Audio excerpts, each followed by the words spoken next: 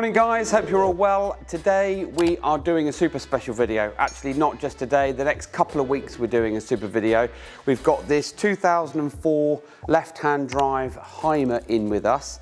This is a customer that lives currently in Bristol, but once we've done our work is going to be moving down to the south of Spain and living in this. So this is probably going to be our biggest job so far. One of the popular videos that we had done on our channel was a £12,000 job in a massive Burstner, I believe.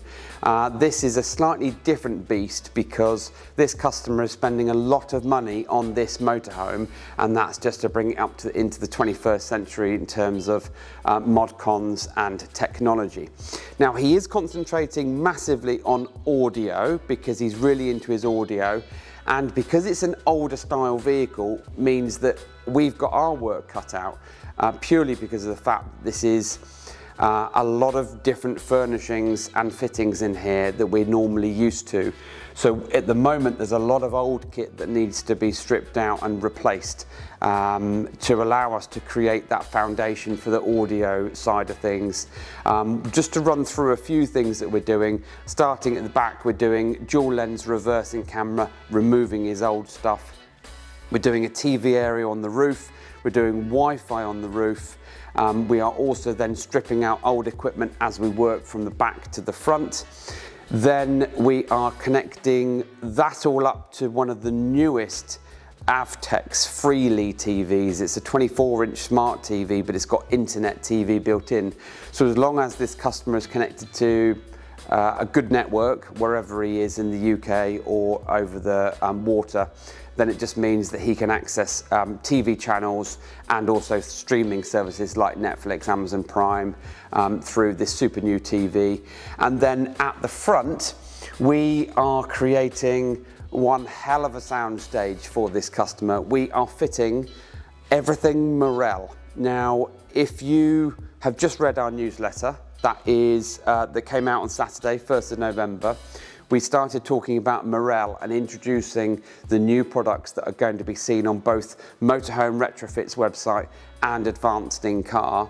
We are going to be going in heavy with this kind of equipment, and more so because this is premium.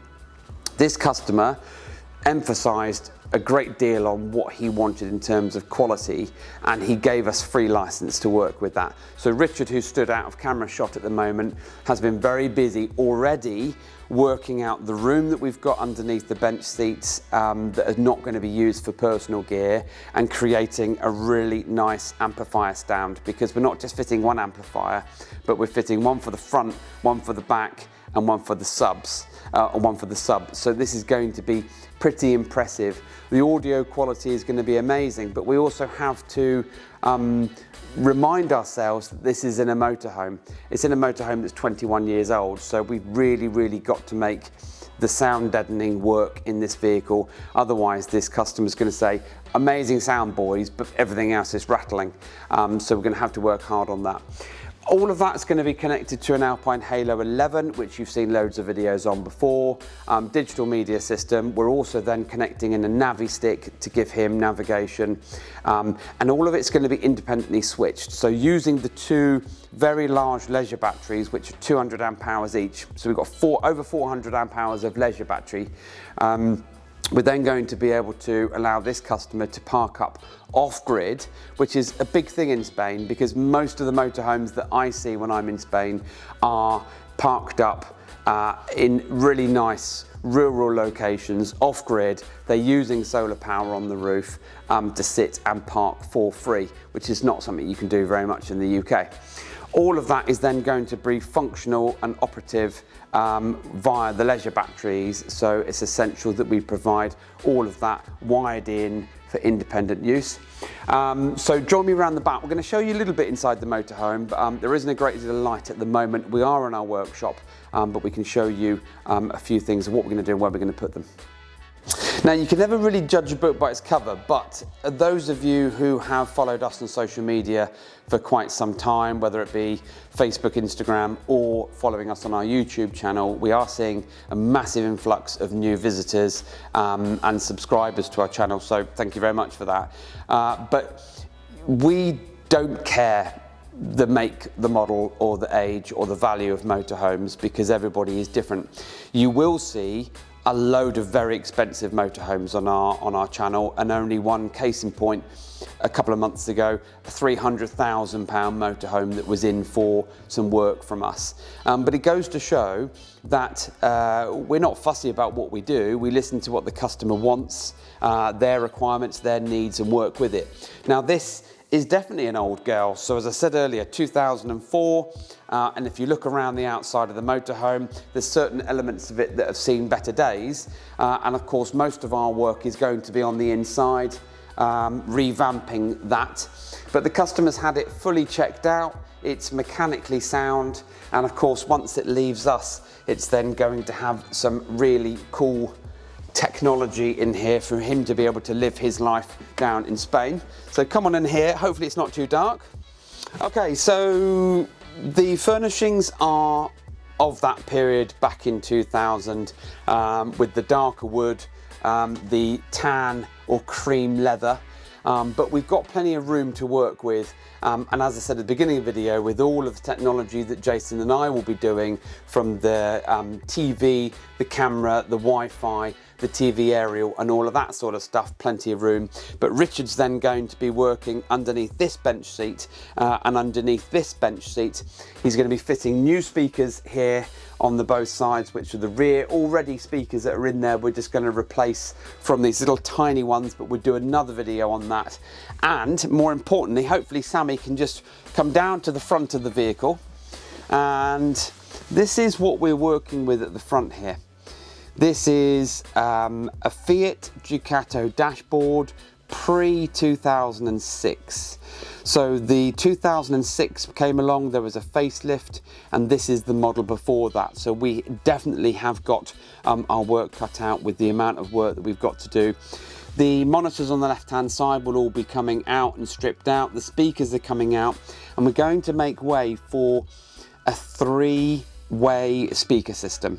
So imagine that speaker on the left-hand side by the monitors. There's going to be three of those, but different sizes. So your main driver, your mid-bass, and your tweeter.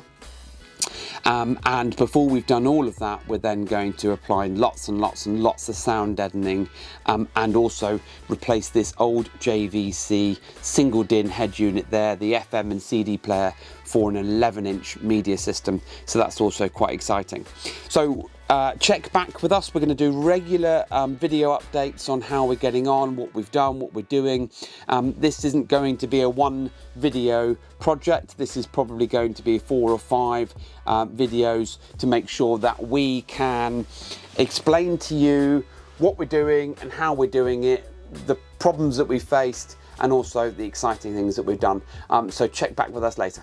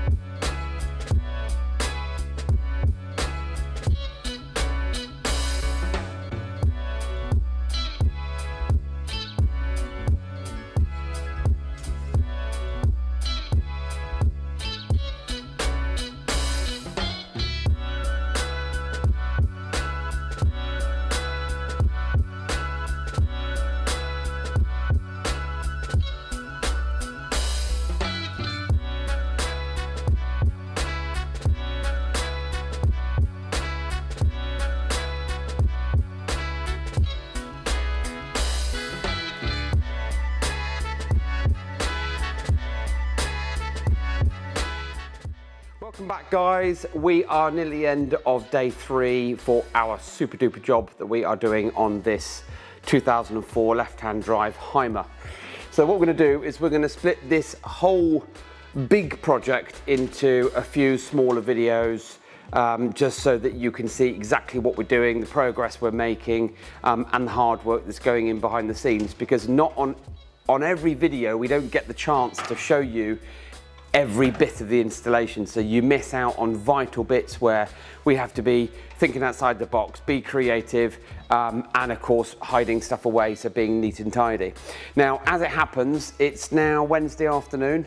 We started the vehicle Monday morning, so join me around the side or around the back here. Well, actually, let's start the side. So Jason has been working very hard to remove, stay there, let's have a quick look here. So he has been removing the old TV antenna on the roof, the old Wi-Fi system, unusual little antenna, but the old Wi-Fi antenna, and the old TV and other bits and pieces. Now on the roof, which you'll see in the top of the image, you'll see we've got a lovely new VisionPlus UFO digital antenna.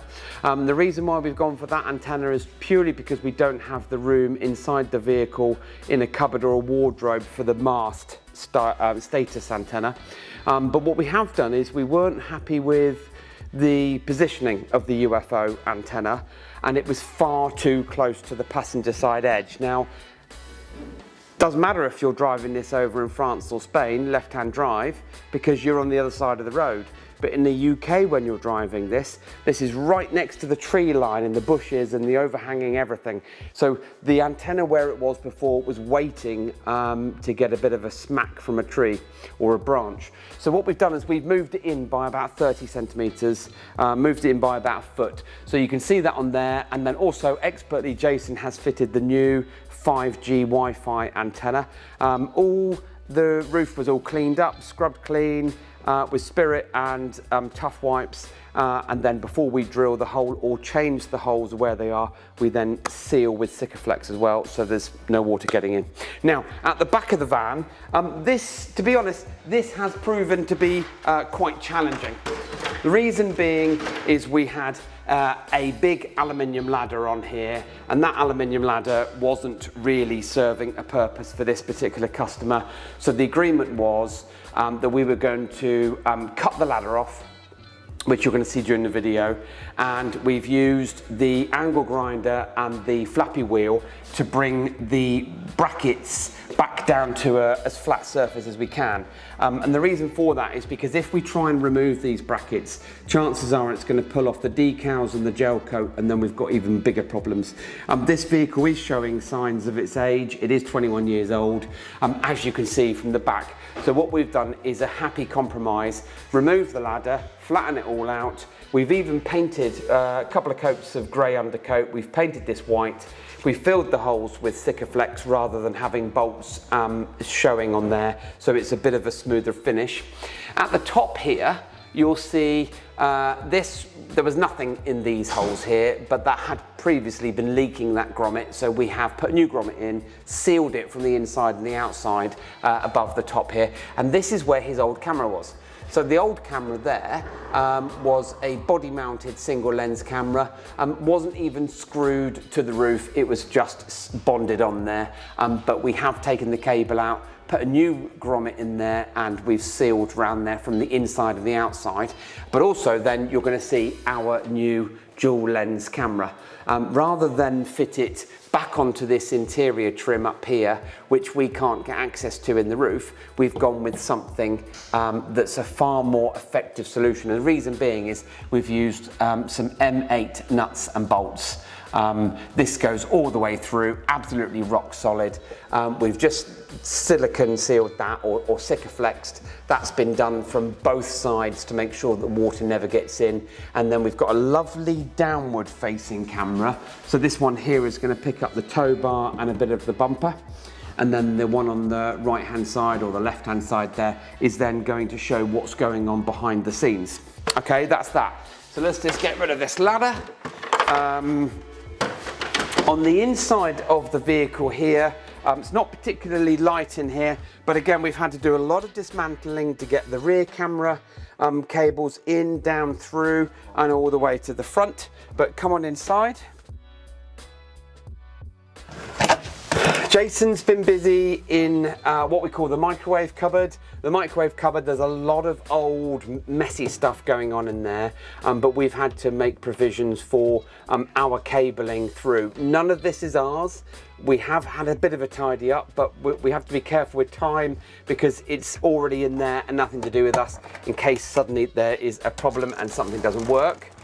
In the top cupboard here, we've got the new 5G Wi-Fi system that will be connected to the customer SIM card, and then on the left-hand side here, we have the new VisionPlus TV antenna system, whereas the old one did have a booster, but it didn't have any gain control.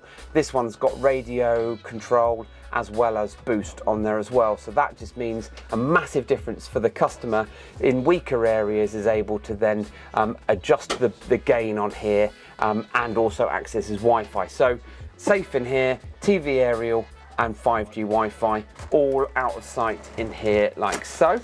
Right, leads me on to the boys here. So this is where the amplifier rack is going to go, where Richard is currently stood. He's in the process of removing, or has removed, both of the rear speakers and making custom mounts, which I will show you about. I'll show you in a second. And then for the second video, we're going to be concentrating on the front dash dismantling, fitting of some security products, the Alpine Halo, the sound deadening, and then of course, more importantly, the beautiful Morel 3-way speakers. So let's have a quick look at the custom amp board that Richard's made.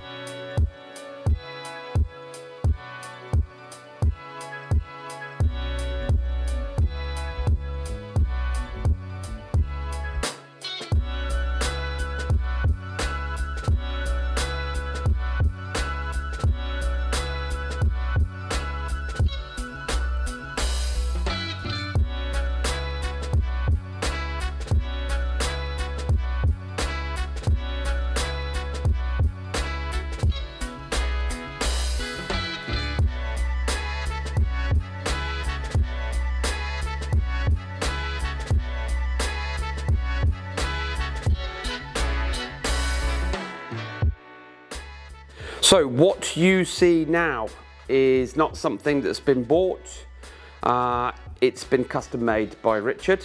So working with the surface area that we've got underneath the smaller bench seat, we wanted to make an amplifier rack that allowed for some really nice, neat, sexy connections. And what we've done here is we've got the two amplifiers that are identical. One is to run the rear speakers, one is to run the front speakers. We've got the monoblock to run the 10-inch subwoofer. We've got power distribution, so we've got some big 0-gauge battery coming in here, and then some feeds coming out to feed the 3 amplifiers. The same for the earth block here. And what we can do is we can then just work our way through, make sure that all the amplifiers have a clean pos and negative supply. Then you've got the very, very nice crossovers. Now the crossovers, especially these ones, are absolutely fantastic because they've got so much control and personalization. It just means that what we're going to do is we're going to bring all of our speakers into these little, I would say bus bars here, but they're just individual terminal blocks that will be mounted to allow a speaker cable in and for it to come out. And then once it goes from there, individually going to go to their crossovers. And then from their crossovers, we're then going to bridge them into the amplifiers. And don't forget, as I said at the beginning of the video, I'm sure I have said that already, we're running a set of Morel 3-ways on the front top dash, and we're running a set of Morel component speakers in the rear and a 10-inch sub under the passenger seat, which in this vehicle is on the right-hand side. Which leads me to this.